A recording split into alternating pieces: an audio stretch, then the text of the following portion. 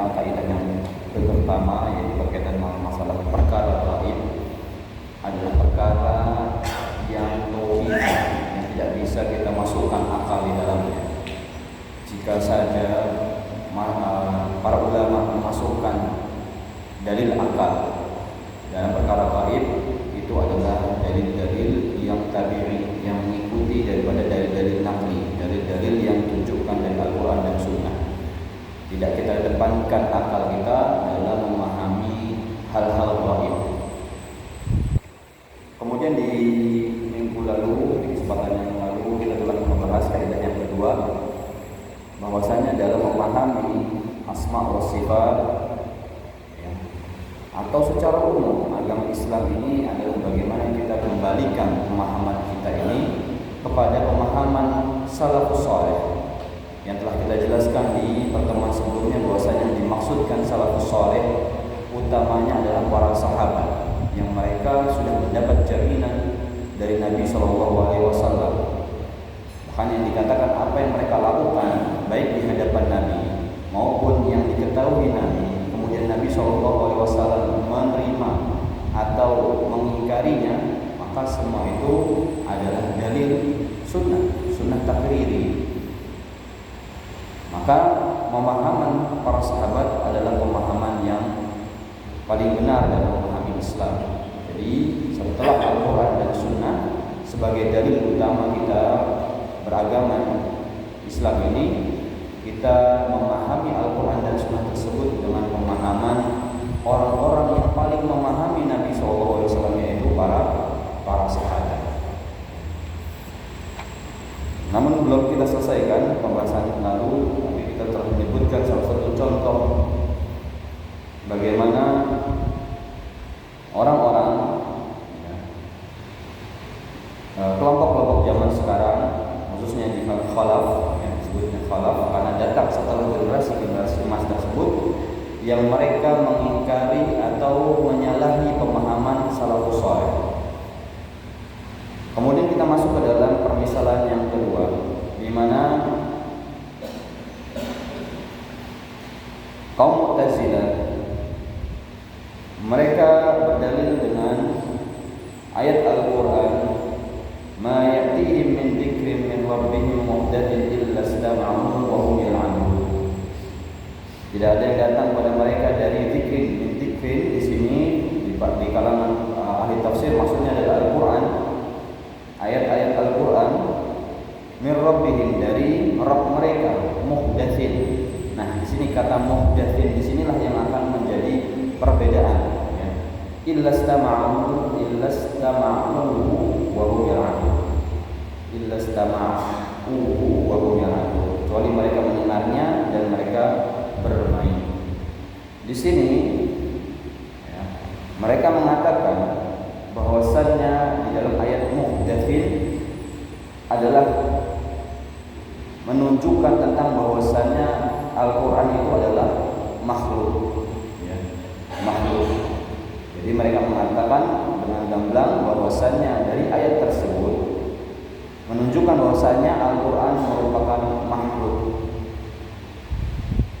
Disebutkan wal maksud bi dzikrina bi ijma' mufassir Al-Quran, lakin al maksud bi muhdatsin indal Mu'tazilah makhluk. Jadi mereka mengatakan dia adalah makhluk. Bahkan mereka mengatakan bahwasanya ayat ini muhkamah, jelas maknanya, yang menunjukkan tentang akidah mereka bahwasanya Al-Quran itu adalah makhluk. Maka kita katakan pada mereka, sesungguhnya pemahaman mereka ini terhadap firman Allah muhdatsin ini adalah pemahaman yang menyelisih daripada pemahaman para sahabat Nabi SAW dan para salafus salih, a'immah dan lain sebagainya. Mereka telah bersepakat, salafus salih telah bersepakat, maksud di dalam muhdatsin di dalam ayat tersebut adalah maknanya jadid, ya. Artinya setiap datang ayat-ayat Al-Quran yang baru min rabbihim, muhdatsin artinya yang baru, bukan muhdatsin di sini adalah makhluk, ya, zat seseorang atau zat makhluk, tapi dia adalah sifat bahwasanya setiap ayat yang datang dari Rabb mereka yang baru, ya. Berarti maknanya di sini bukanlah makhluk. Jadi ma ya'tihim min dzikrin min rabbihim, jadi maksudnya seperti itu. Apa yang datang ya, daripada ayat-ayat dari Rabb mereka yang baru. Kenapa? Karena kita tahu bahwasanya Al-Qur'an itu turun tidak langsung dalam satu waktu. Akan tapi ayat itu berangsur-angsur datangnya, turunnya selama 23 tahun ya. Jadi setiap ada peristiwa, ada suatu hal, maka ayat itu turun ya. Tidak langsung dalam satu Al-Qur'an saja, dalam satu kitab Al-Qur'an turun dalam satu malam, tidak.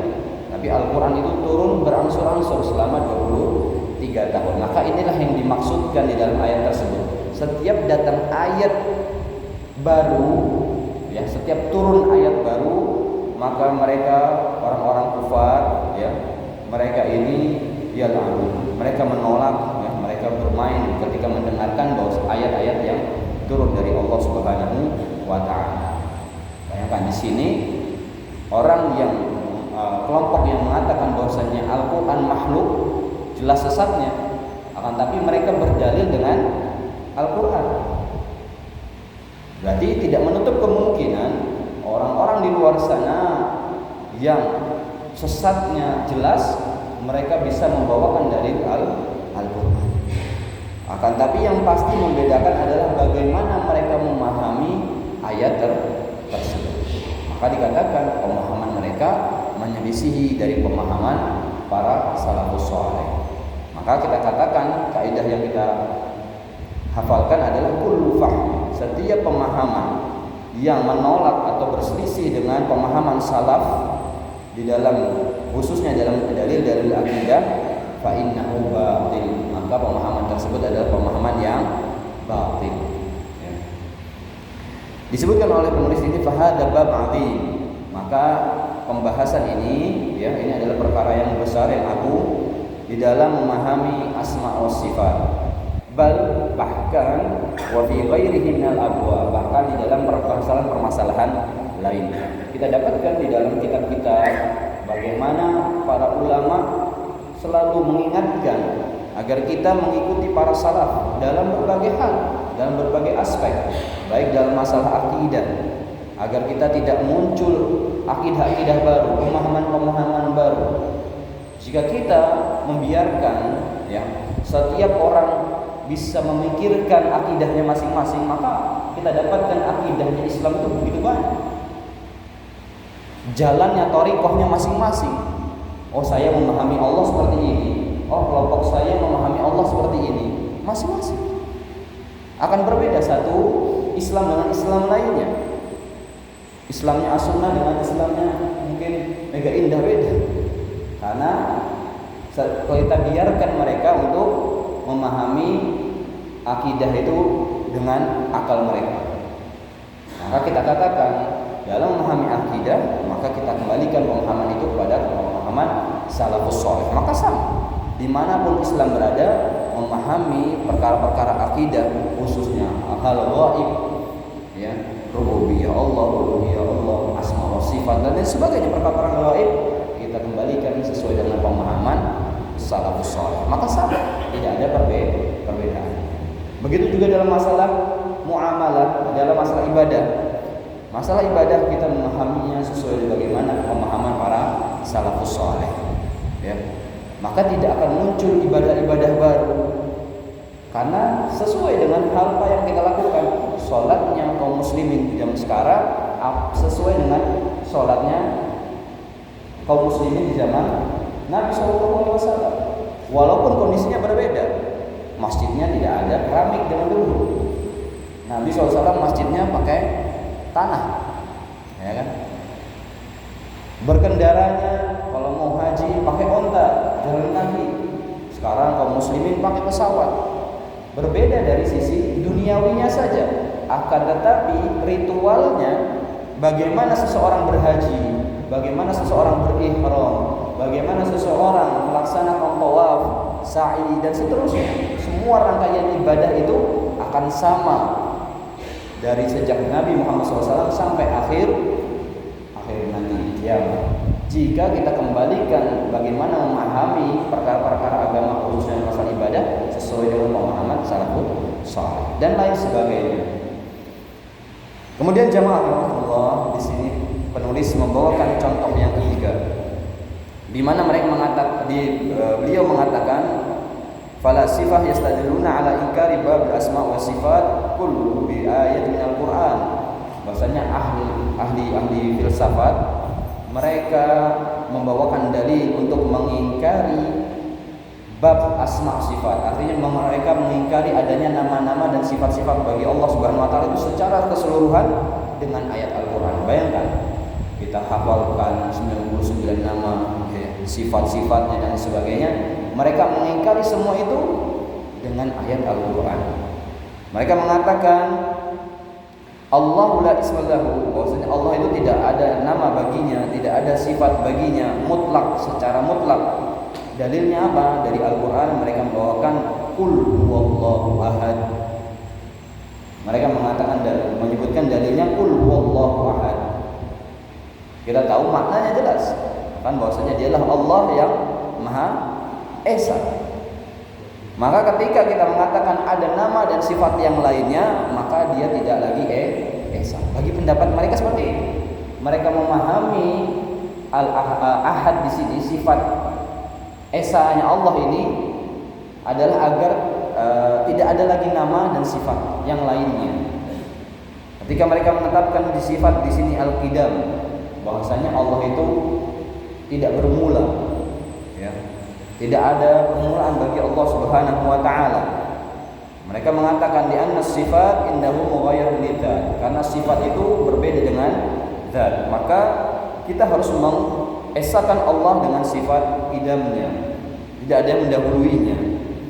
Maka kalau kita katakan bahwasanya Allah itu punya ilmu, punya pendengaran, punya penglihatan dan sifat-sifat lainnya, maka seakan-akan kita bawakan sifat-sifat itu bersamaan, syarik, artinya sekutu bagi sifat qidam Allah Subhanahu wa taala. Maka berbeda hal. Jadi mereka membedakan, ya. Jadi setiap sifat itu seakan-akan berbeda dengan satu dengan yang lainnya. Nama berbeda satu dengan yang lainnya. Ini pemahaman yang menyelisihi pendapat atau pemahaman salafus saleh, ya. Sehingga mereka menolak tidak adalah nama dan sifat selain Allah. Karena dijelaskan di dalam ayat qul huwallahu ahad. Allah itu hanya Esa, satu. Itu sudah Allah namanya. Tidak ada lagi Ar-Rahman, Ar-Rahim dan lain sebagainya. Itulah yang mereka pahami, ya, dalam ayat tersebut. Maka kita katakan inna fahmakum hada ala khilafis salaf. Bahwasanya pemahaman kalian ini adalah pemahaman yang menyelisihi pemahaman para salaf. Maka setiap yang menyelisihi pemahaman para salaf adalah pemahaman yang batil. Wal abdi dha'if. Qutaib shaghir ismuhu. Di sini penulis menyebutkan di sana ada buku kecil. Salah satu buku kecil yang dituliskan judulnya Risalah Tadhkirul Khalaf bi wujubi ittiba'i fahmi salaf fi adillatil kitab wa sunnah. Ada satu buku kecil yang judulnya adalah Risalah Tadhkir, ya. Bagaimana mengingatkan khalaf, orang-orang yang datang setelah, ya, kebelakangan, biwujub agar wajib bagi mereka ittiba, mengikuti pemahaman salaf di dalam dalil-dalil kitab dan sunnah. Kemudian beliau menjelaskan wadhalika li annana la budda ma'asyaral ulama wa thalabatul ilm an naqif safan wahidan. Bahwasanya kita sebagai, ya, seluruh para ulama, begitu juga seluruh penuntut ilmu harus berdiri di dalam satu shaf yang kuat, ya, dalam menjaga benteng ini. Yang dimaksudkan dinding atau benteng di sini adalah tentu pemahaman salaf. Jika kita menjaga, ya, kaidah ini di dalam kita memahami Islam, maka kita telah menyelamatkan, ya. Kita akan menjaga kitab dan sunnah. Ya, kita termasuk orang-orang yang menjaga Al-Quran dan sunnah. Tapi ketika kita lianana mata makasarna siyaj, ketika kita menghancurkan penghalang tersebut. Artinya kita mengatakan boleh bebas setiap orang memikirkan Islamnya masing-masing. Setiap ulama boleh berislam dengan caranya masing-masing. Maka bisa masuk ke dalamnya musyrik. Fal musyrik yadkhul. Bisa jadi orang-orang yang membenci Islam, dan kita tahu Allah Subhanahu wa taala telah menjelaskan dalam Al-Qur'an bahwasanya yang namanya Yahudi dan Nasara mereka tidak akan pernah rela kepada kita. Mereka akan berusaha sekuat tenaga berbagai macam cara agar kita murtad, keluar dari agama kita. Terkadang keluarnya itu tidak kelihatan, Pak. Keluarnya bagaimana memahami mereka, menyalahi aturan-aturan dalam Islam. Jadi statusnya aja Islam. Statusnya aja Islam, tapi hakikatnya dia sudah bukan lagi muslim. Dan itu banyak terjadi di antara kaum muslimin ya, di negara kita, di negara-negara lainnya. Secara tidak sadar mereka masuk di dalam jebakan-jebakan ya, musuh-musuh Islam. Yang mana disebabkan kenapa? Ketika mereka membuka celah tersebut, ketika dibuka bahwasanya setiap orang, setiap ulama boleh memikirkan bagaimana dia berislam, bagaimana dia bisa memahami Allah, terserah. Yang penting nerima Al-Quran dan hadis, sudah pasti Islam, benar? Enggak, seperti itu. Kita katakan benar, dalil landasan kita berislam adalah Al-Quran dan hadis. Akan tapi bagaimana kita memahami Al-Quran dan hadis tersebut harus sesuai dengan pemahaman salafus saleh. Sehingga ketika ada pemahaman-pemahaman baru yang merusak Islam itu sendiri, baik dari sisi akidah, baik dari sisi muamalah atau ibadah, Islam akan selalu tetap pada langkahnya atau pada pendiriannya, pada prinsipnya, tidak akan berubah. Akan sama Islamnya kaum muslimin di zaman para sahabat dahulu dengan Islam bahkan nanti sampai hari kiamat. Wal mu'taziliyah wal asyariyah wal kullu yaqulu al-Qur'an li'anna al-Qur'an fihi 'am wa fihi mujmal wa fihi mutlaq. Fala budda an yafham al-Qur'an fil adillah al-i'tiqad 'ala fahmi salaf salih. Karena kita tahu di dalam Al-Qur'an itu ada perkara-perkara yang umum, ada yang mujmal, ada yang mutlak dan sebagainya. Kalau kita pelajari ya dalam ilmu-ilmu baik ilmu tafsir, kemudian ada juga ilmu usul fikih dalam masalah ibadah ya, dan lain sebagainya. Di sana kita tahu bahwasanya di sana ada ayat-ayat yang umum, ada ayat-ayat yang mengkhususkan, ada ayat-ayat yang dinasakh, yang mansukh dan lain sebagainya. Sehingga memahami Al-Qur'an tidak sembarangan. Ya, tidak sembarangan. Dan banyak itu kasus terjadi di mana kaum muslimin tersesat. Bukan saya menjelekkan, tapi tersesat kenapa?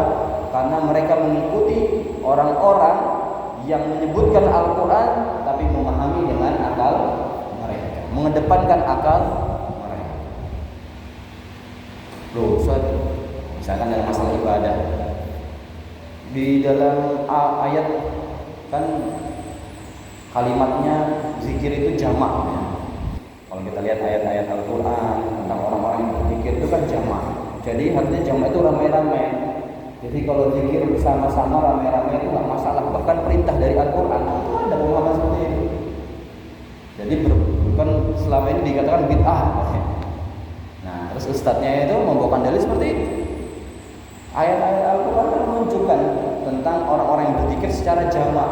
Artinya jamak itu artinya berjamaah gitu, bareng-bareng. Nah ini pemahaman-pemahaman yang bisa menyesatkan kaum muslimin atau dan sebagainya, pemahaman yang telah kita sebutkan permisalan khususnya dalam masalah akidah dan lain sebagainya. Maka jamaahullah dalam memahami Islam baik dalam perkara ibadah, akidah ya, berkaitan tentang Allah Subhanahu wa taala, begitu juga dalam permasalahan ibadah, permasalahan yang lain, bagaimana kita mengaplikasikan Islam yang benar adalah bagaimana kita mengikuti para salafus saleh. Ya, maka tidak membayang kalau kita membuka celah tersebut, kita membuka dinding pembatas tersebut, bahwasanya setiap orang boleh Maka kita dapatkan setiap kelompok punya pemahaman masing-masing. Ya, biarkan aja. Yang penting syahadat selesai. Enggak. Nanti ada yang begini, yang begitu, yang aneh. Nah, kalau kita lihat ya kelompok-kelompok yang macam-macam orang Islam kelompoknya banyak. Saya pernah mendapat cerita juga itu seorang non-Islam, monis mau masuk Islam. Terus pertanyaan berikutnya, saya mau masuk Islam yang mana? Karena Islamnya banyak. Di Indonesia ya ada 2 ormas yang besar katanya. Terus nanti ada kelompok yang lain, ada Salafi, ada ini. Di Takfir banyak ya kelompoknya. Saya ikut yang mana ya katanya? Benar ikut yang mana ya? Kenapa? Karena setiap kelompok punya pemahaman masing-masing. Nah, ini yang tidak istilahnya menjadikan Islam itu berpecah belah. Harusnya kan Islam itu satu, harusnya. Tapi memang sudah menjadi sunnatullah bahwasanya Islam ini akan berpecah belah. Kenapa? Ketika kaum muslimin ini sudah meninggalkan pemahaman salafus saleh, sehingga setiap imam mereka, setiap guru-guru mereka bisa memfatwakan, bisa membawa akidah baru, memahami Allah Subhanahu wa taala, memahami sifat Allah, nama-nama Allah, bagaimana ibadah itu masing-masing. Ya. Jamaah Allah, di dalam kaidah yang selanjutnya, di dalam kaidah yang ketiga, al-qaidah tsalitsah, disebutkan la yuqasu al-ghaib, la yuqasu al-ghaib ala syahid fi bab al-ghaibiyah, fi babil ghaibiyah. Tidak dikiaskan perkara yang gaib terhadap perkara yang syahid, yang nampak, yang terlihat, yang bisa disaksikan dan sebagainya dalam perkara-perkara gaib. Ya, perkara-perkara ghaibiyat. Perkara-perkara ghaibiyat banyak. Allah Subhanahu wa taala, ya, hari kiamat, kematian, alam barzakh, surga, neraka, ya, dan seterusnya. Perkara-perkara yang disebutkan gaib maka tidak boleh kita kiaskan. Ya. Kalau dalam perkara gaib, ya, di dunia saja kita tidak boleh langsung mengkiaskannya, apalagi perkara-perkara gaib yang berhubungan dengan agama kita, yang sama sekali kita tidak pahami. Dan ini pembahasan ini, kalau kita bisa menerimanya, mengaplikasikannya, maka memahami asma wa sifat itu akan mudah. Kenapa? Ketika Allah Subhanahu wa taala mengatakan Allah punya mata, ya, Allah punya tangan, maka kita tidak akan mengkiaskan tangan Allah, mata Allah dengan mata makhluk. Karena yang selama ini kita nampak adalah matanya makhluk, tangannya makhluk, atau istiwa yang sering didebatkan, masalah istiwa. Istiwanya Allah berbeda dengan istiwanya makhluk, maka tidak boleh kita kiaskan. Kalau kita dapatkan kelompok-kelompok yang tidak menerima istiwa, ya, kelompok-kelompok ya, yang bahkan mereka mengatakan bahwasanya dalam perkara asma wa sifat harus dipikirkan dengan akal. Kalau tidak masuk ke dalam akal manusia, maka apa? Ditolak atau ditakwilkan. Itu pendapat kelompok-kelompok pemikiran. Maka tidak seperti itu. Ahlus sunnah wal jamaah mengatakan kita langsung menerima ketika ada dalil, kita terima. Karena ahlus sunnah wal jamaah selalu mengedepankan dalil dibandingkan akal. Ketika Allah Subhanahu wa taala mengatakan Ar-Rahmanu 'alal 'arsy istawa, kita mengimaninya bahwasanya Allah Subhanahu wa taala beristiwa. Ketika di dalam hadis Nabi SAW menanyakan kepada budak wanita, di mana Allah? Di sama. Dan Nabi SAW membenarkannya. Lantas kita mentakwilkan, oh tidak boleh. Tidak boleh, itu maksudnya bukan itu. Kalau Allah di atas, di bawahnya siapa? Allah punya tempatnya. Jadi Allah butuh tempat dan lain sebagainya. Itu kenapa? Karena mereka mengkiaskan hal gaib dengan perkara-perkara yang syahid. Allah beristiwa, istiwanya yang mereka pikirkan adalah istiwanya makhluk. Bagaimana seorang raja itu beristiwa di atas arsy-Nya? Mereka pikirkan seperti itu. Maka mereka katakan berarti Allah nanti butuh tempat. Maka kita nggak boleh mengatakan seperti itu. Sehingga mereka menolak istiwa itu sendiri. Antara menolak atau mentakwilkannya. Akhirnya maksudnya bukan istiwa. Harusnya berarti makna yang lain. Apa yang kira-kira cocok? Berarti istaula. Seperti itu dan sebagainya. Maka kita harus pahami jamaah Allah, tidak ada kias, kita tidak mengkiaskan perkara-perkara gaib khususnya dalam masalah akidah kita dengan perkara-perkara yang syahid. Ya, sama seperti malaikat. Malaikat punya sayap. Jangan dipikirkan sayapnya kayak sayap burung. Pertanyaan berikutnya kan, sayap burung siapa? Burung mana? Burung apa? Burung elang atau burung merpati? Kan susah. Makanya tidak bisa kita kiaskan perkara-perkara gaib dengan perkara yang syahid. Bidadari bentuknya wanita, dipikirkan harus kayak wanita di dunia, ya kan? Padahal Nabi SAW menggambarkan bagaimana menakjubkannya, ya, bidadari di surga sana. Maka tidak bisa dipikirkan. Tidak ada mata yang melihat, tidak ada telinga yang mendengar, tidak ada istilahnya akal yang bisa memikirkan.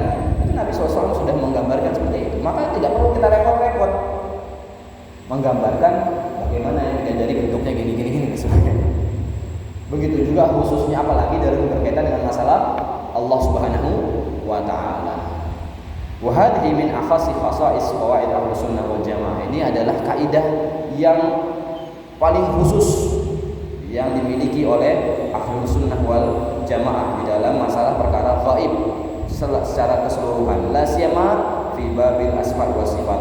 Khususnya apalagi di dalam perkara asma dan sifat-sifat. Fadzatuhu subhanahu ghaibiyah, maka zatnya Allah ghaib. Asma'ul ghaibiyah, itu juga nama-nama Allah itu perkara yang ghaib. Kaifiyah, ya. Ketika Allah turun, Allah beristiwa, Allah seperti ini, seperti itu adalah perkara-perkara yang ghaib. Wala yajuzu laka an tadkhula Allah ma'a khalqihi fi qiyasin abada. Maka kita tidak boleh sama sekali memasukkan Allah dengan makhluknya dalam permasalahan qiyas. Tapi kalau kias paham ya maksud kias? Bahasa Indonesia juga kias ya. Ada kan kiasan, ya. Menyerupakan. Kiasan itu menimbang. Kalau dalam usul fikih, ya, dalam pendalilan masalah ibadah, kias. Nah, contohnya masalah beras. Ya, sebagai contoh supaya ada gambaran apa itu kias. Berapa zakat fitrah dengan beras? Zaman Nabi tidak ada beras. Dalil-dalil sunnah pun tidak ada yang menunjukkan adanya beras, gandum, ya, kurma, itu bisa, tapi nggak ada beras. Terus kok orang Indonesia pakai beras? Dalilnya apa? Bukan Al-Quran, bukan sunnah, tapi qiyas. Tapi tetap qiyas tersebut butuh dalil dari Al-Quran dan sunnah. Qiyasnya dengan apa? Dengan gandum, misalnya. Harus ada ilahnya. Apa ilahnya? Sama-sama makanan pokok. Terus kemudian sama-sama bisa disimpan, sama-sama bisa diukur, bisa ditimbang. Itu namanya qiyas. Ya, menyamakan hukum gandum dengan hukum beras. Itu qiyas. Nah, dalam masalah akidah khususnya asma wa sifat dan lain sebagainya perkara-perkara gaib, kita tidak boleh mengkiaskannya dengan perkara-perkara yang syahid, yang nampak bagi kita. Fala yajuz an tuqisa ma ghaba 'anka wa hiya asma'ullah wa kaifiyatus sifat ala ma huwa syahid laka. Maka tidak boleh kau mengkiaskan apa yang gaib darimu dari nama-nama Allah, begitu juga bagaimana sifat-sifatnya terhadap apa yang kamu saksikan di dunia. Bagaimana Allah melihat? Tidak bisa kita kiaskan penglihatan Allah dengan penglihatan kita, ya. Orang mengkiaskan kalau zaman dahulu kita nggak bisa menyamakan penglihatan kita dengan penglihatan binatang. Penglihatan satu orang dengan orang lain pun berbeda. Ya, ada yang bisa melihat jauh, ada yang bisa melihat pendek. nggak bisa melihat jauh. Ada yang bisa melihat jauh tapi nggak bisa melihat dekat. Dan lain sebagainya. Makhluk burung elang bisa melihat berkilo-kilometer. Manusia tidak, ada batasan dan sebagainya. Maka tidak bisa. Makhluk saja tidak bisa dikiaskan dalam masalah penglihatan. Bagaimana kita bisa mengkiaskan sesuatu yang gaib yang lebih besar daripada itu, yaitu perkara Allah Subhanahu wa taala dengan penglihatan makhluk. Maka tidak bisa dikiaskan. Fa innal qiyas fi babil ghaibiyat marfud. Maka permasalahan qiyas di dalam permasalahan ghaibiyat adalah tertolak, ya. Inda ahli sunnah wal jamaah, ya, di kalangan ahli sunnah wal jamaah. Fakama annahu la aqla fi ghaibiyat fa aidan la qiyas fi ghaibiyat. Seperti hal yang kita katakan di awal bahwasanya tidak ada akal di dalam perkara-perkara ghaibiyat, maka begitu juga tidak ada qiyas di dalam masalah ghaibiyat. Wa dzalika bi anna ahla tamtsil qalu innana la na'mil min musamma al-wajh al-mudhaf ila Allah illa ma na'budu min al-makhluq. Karena orang-orang, ya, kelompok-kelompok di dalam Islam yang mereka suka menyerupakan Allah Subhanahu wa taala, mereka mengatakan innana la na'mil. Kita tidak bisa masukkan akal kita bagaimana wajah itu disandarkan kepada Allah. Bahwasanya Allah itu punya wajah. Kenapa? Karena tidak masuk di dalam akal mereka. Karena yang mereka pikirkan adalah wajahnya makhluk, ya. Faqasul wajhul ghaib ala wajhi syahid. Mereka mengkiaskan wajah yang ghaib yaitu wajah Allah dengan wajahnya syahid yaitu makhluk. Faqalu idzan wajh Allah ka wajhil makhluk fa illatuhum qiyas bil ghaib. Maka kalau kita tetapkan Allah itu punya wajah, berarti wajahnya mirip makhluk. Wah, tak boleh.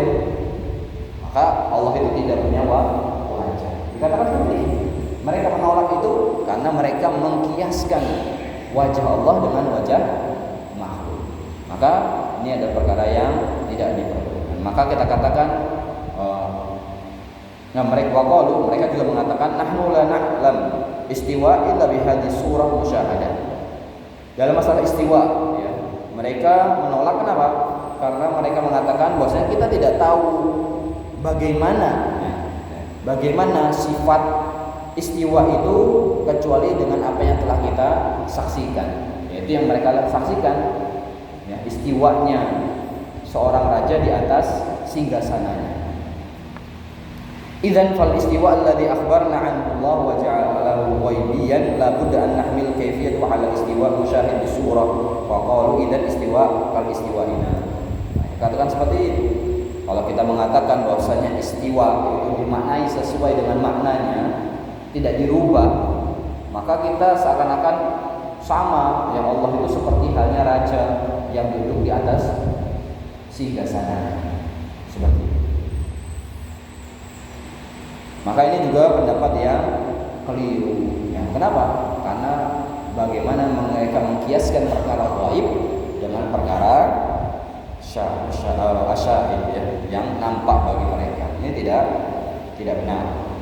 Kemudian wakadzalika litusna'a ala aini, dalam firman Allah itu walitusna'a ala aini. Mereka mengatakan ainullah ghaibah, bahwasanya mata Allah itu ghaib, lakin nastati an nastambit sifat syai'il ghaib wa hiya al-ain bi ru'yatil ain musyahadah wa nulhik al-ain al-ghaibah fi kayfiyatil ain musyahadah. Nah, mereka di sini memaknai ain mata Allah itu dengan seperti halnya bagaimana mata makhluk melihat, gitu ya. Maka ini juga perkara atau pendapat, ya, cara berpikir yang salah. Faqasul ghaib ala syahid. Mereka mengkiaskan perkara ghaib dengan sesuatu yang syahid. Wa fawaqahu fit tamtsil. Maka terjatuhlah mereka dalam bab at-tamtsil. Padahal kita tahu bahwasannya Allah Subhanahu wa taala dengan gamblang menjelaskan dalam ayat Al-Qur'an, laisa kamitslihi syai'. Kalau saya pernah jelaskan juga di tempat lain, dalam memahami akidah, dalam akidah kita, dalam memahami asma wa sifat mudah. Apa? Pegang saja ayat tersebut. Laisa kamitslihi syai'. Ketika Allah Subhanahu wa taala menyebutkan tentang ain, mata, Allah punya mata. Langsung ya, sebelum otak kita menjadi liar memikirkan bagaimana mata Allah, langsung ditahan otak kita itu dengan firman Allah, laisa kamitslihi syai'. Laisa, langsung tidak. Oh, berarti mata Allah itu tidak sama dengan Allah. Sudah, nggak usah kita pikirkan, ya. Atau perkara-perkara yang lain, istiwanya Allah, rahmatnya Allah, nuzulnya Allah, turunnya Allah, dan lain sebagainya. Ketika ada yang menanyakan, ya, apakah Allah seperti ini? Kalau ada dalilnya, ya kita tetapkan. Gimana terus tangannya Allah dan sebagainya? Sudah, langsung nggak usah ngomong apa-apa, kita katakan ayat tersebut.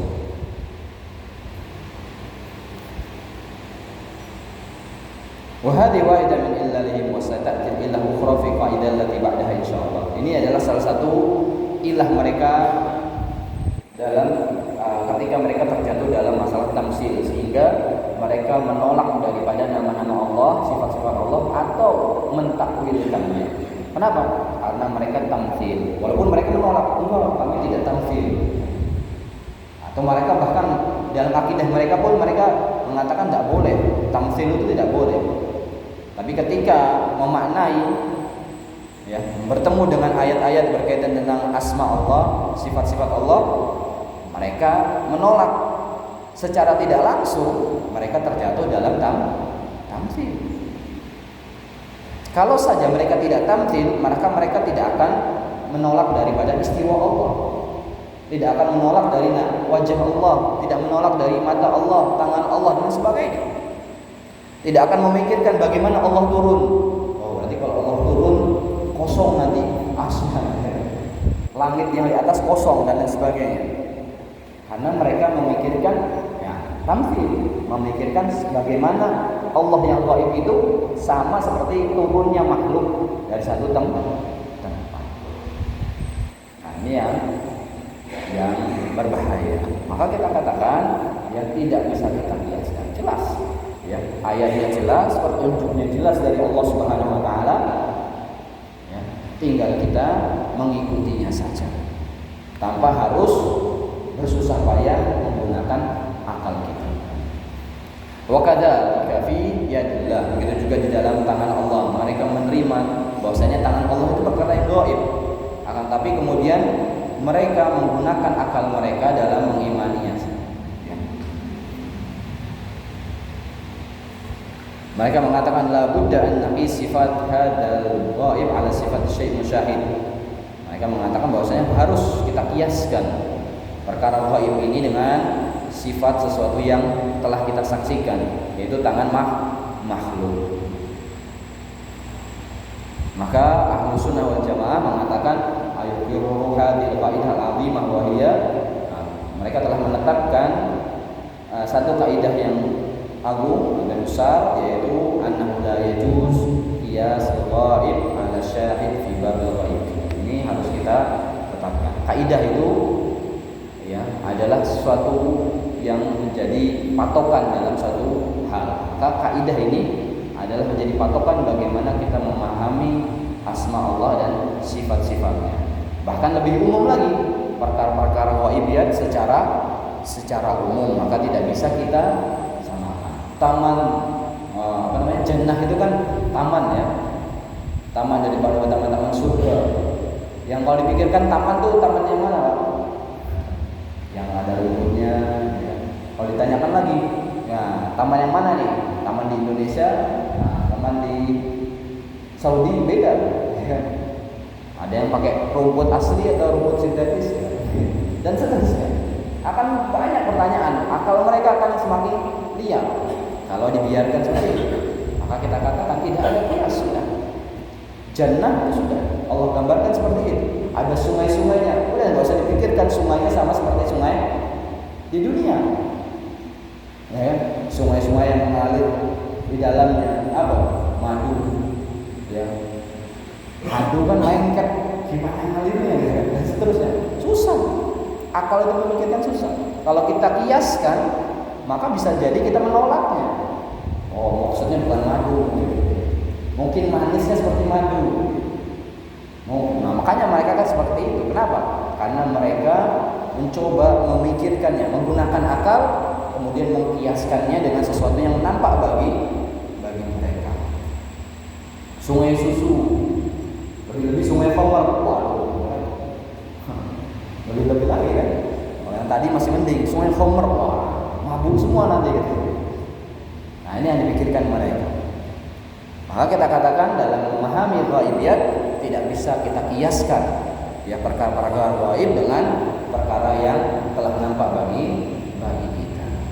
Maka jangan Allah seperti itu ya. Dalam memahami asma Allah dan sifat-sifatnya tidak sama ya, rahmatnya Allah dengan rahmatnya makhluk ya. Sikap adilnya Allah dan sikap adilnya makhluk ya. Sikap bijaksananya Allah dengan sikap bijaksananya makhluk dan lain sebagainya. Seluruh nama-nama Allah, seluruh sifat-sifat Allah itu adalah sesuai dengan keagungan Allah Subhanahu wa taala. Tidak perlu kita pikirkan, tidak boleh kita kiaskan. Tidak boleh kita pikirkan, oh seperti ini ya. Kadang-kadang orang seperti itu kan. Orang masya Allah baik banget, bijaksana baik banget ya. Bisa jadi sebijaksana Tuhan ya, boleh. Ya. Kan berbeda. Kebijaksanaan Allah Subhanahu wa taala tidak sama dengan kebijaksanaan makhluk. Dan seterusnya, seluruh nama-nama Allah dan sifat-sifatnya berbeda dengan makhluknya. Jamaah Allah, di dalam kaidah yang selanjutnya panjang sudah 4 menit lagi. Kita akan baca sedikit yang menyebutkan bahwasanya al-ittifaq fil asma la yastalzimu al-ittifaq fis sifat.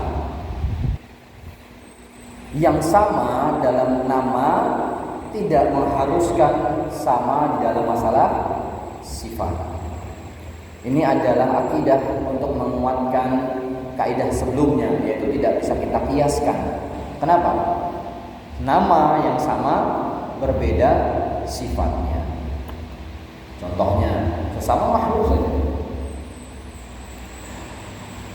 Fulan pinter, ya, fulan berikutnya pinter. Apakah pinternya sama? Beda. Sifatnya berbeda. Seorang baik, satunya juga disifati orang yang baik. Apakah sama sifatnya? Bisa beda. Baiknya bisa karena dia melayani orang tuanya, baik kepada keluarganya, yang satunya baik kepada orang lain dan lain sebagainya. Jika di antara makhluk saja kaidah ini bisa diaplikasikan, maka begitu juga lebih utamanya lagi kita menggunakan kaidah tersebut dalam perkara-perkara yang berhubungan dengan Allah Subhanahu wa taala, dengan nama-nama dan sifat Allah Subhanahu wa taala, sehingga kita tidak akan pernah mengkiaskan Allah dengan makhluknya. Wa ma'naha anna laisa kullu syai'aini ittafaqa fil ism fala budda zaman ayat tafaqa fis sifat. Ya. Maka maknanya adalah tidak ya.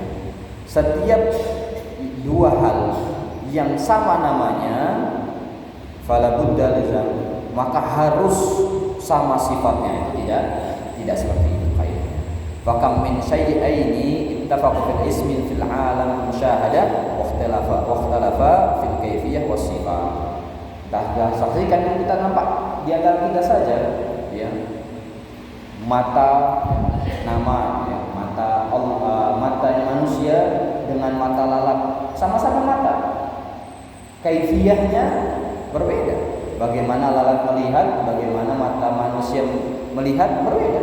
Sifatnya pun berbeda. Dan lain sebagainya. Bentuknya berbeda.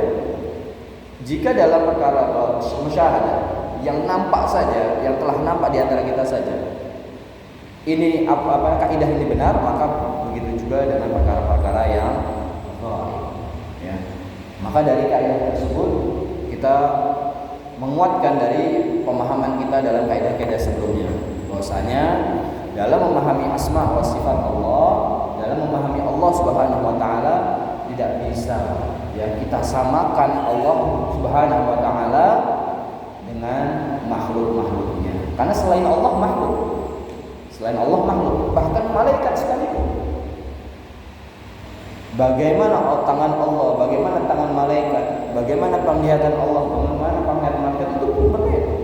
Tidak akan sama. Bagaimana seseorang bisa menyamakan Allah dengan makhluk sehingga mereka menolak. Ya, seperti yang tadi kita telah jelaskan bahwasanya kebanyakan di antara kaum muslimin, kelompok-kelompok yang menolak daripada asma Allah dan sifat-sifatnya disebabkan karena mereka mengedepankan akal satu. Kedua, mereka melakukan tamtsil, memisahkan Allah dengan makhluknya, ya, mengatakan bahwasanya setiap nama berarti sifatnya mirip. Istiwanya Allah berarti sama seperti istiwanya makhluk. Mengkiaskan, kemudian mereka mengkiaskan, ya, mengkiaskan asma dan sifat, kefiyah dan lain sebagainya berkaitan dengan masalah gaib dengan perkara-perkara yang mereka lihat. Maka hal-hal inilah yang menyebabkan kelompok-kelompok tersebut menolak daripada nama-nama dan sifat-sifat Allah Subhanahu wa taala. Maka jemaah Allah, dengan apa yang kita pelajari, kita tidak lagi ragu dalam beriman dengan nama-nama Allah dan sifat-sifatnya. Cukup bagi kita mengimaninya saja. Jika Allah Subhanahu wa taala menjelaskan bagaimananya, maka kita terima. Jika Allah menjadikan itu hal yang gaib, maka kita cukup mengimaninya saja, menerimanya saja tanpa harus memikirkan bagaimananya. Itulah sesuai dengan apa namanya yang dijelaskan oleh Imam Malik rahimahullah taala. Naktafi jamaah Allah subhanahu wa bihamdika asyhadu an la ilaha illa anta astaghfiruka wa atubu ilaik.